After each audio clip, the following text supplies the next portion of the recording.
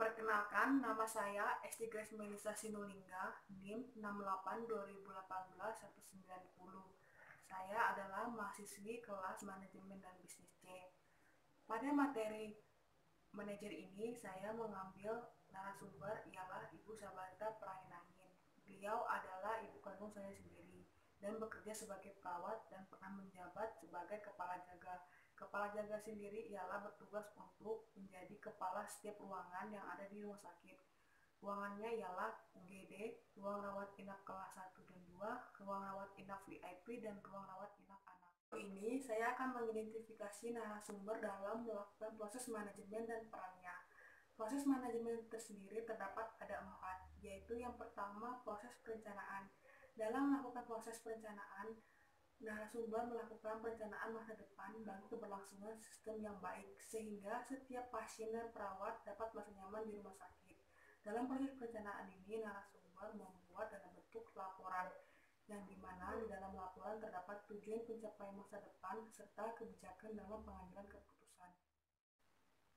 Yang kedua adalah proses pengorganisasian. Narasumber selaku kepala jaga memiliki tugas yaitu bertanggung jawab terhadap seluruh ruangan dan melakukan pengkontrolan rutin kepada setiap ruangan. Selain itu, kepala jaga juga melakukan pengelompokan tugas kepada yang pertama, kepala ruangan. Kepala jaga memberikan tugas kepada kepala ruangan untuk menjadi pemimpin pada setiap ruangan dan bertanggung jawab terhadap seluruh inventaris yang ada di ruangan. Yang kedua, perawat. Kepala jaga mengharapkan kepada seluruh perawat dapat bekerja sama dengan kepala ruangan. Selain itu, kepala jaga juga mengharapkan kepada seluruh perawat dapat memberikan pelayanan yang baik kepada pasien.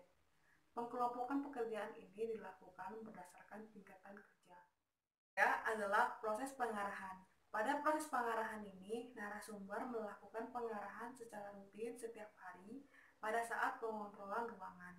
Selain melakukan pengarahan, narasumber juga memberikan motivasi kepada seluruh perawat. Tidak hanya itu, narasumber juga mendengarkan setiap keluh kesah perawat dan memberikan solusi pada setiap apa yang menjadi keluh kesah perawat. Adalah proses pengendalian. Pada proses ini, narasumber mengukur dan membandingkan setiap kinerja perawat.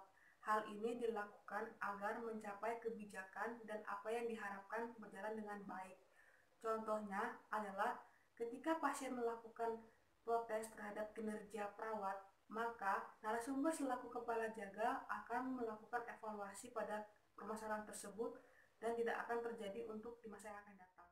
Selanjutnya adalah peranan manajerial. Pada peran manajerial terdapat ada 3. Yang pertama, hubungan manusiawi.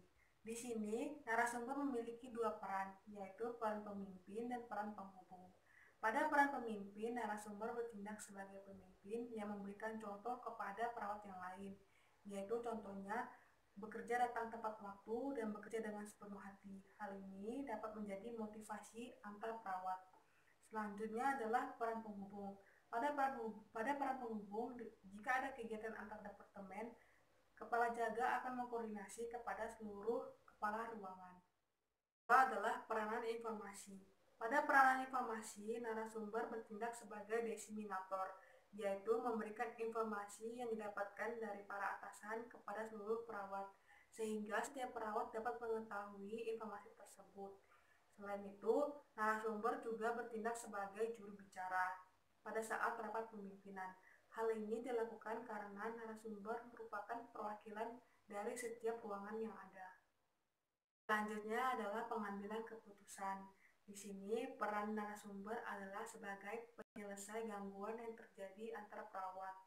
Contohnya adalah jika terdapat konflik antar sesama perawat, peran narasumber adalah sebagai penengah yang dimana akan memberikan solusi antar perselisihan tersebut. Sekian dari saya dan terima kasih.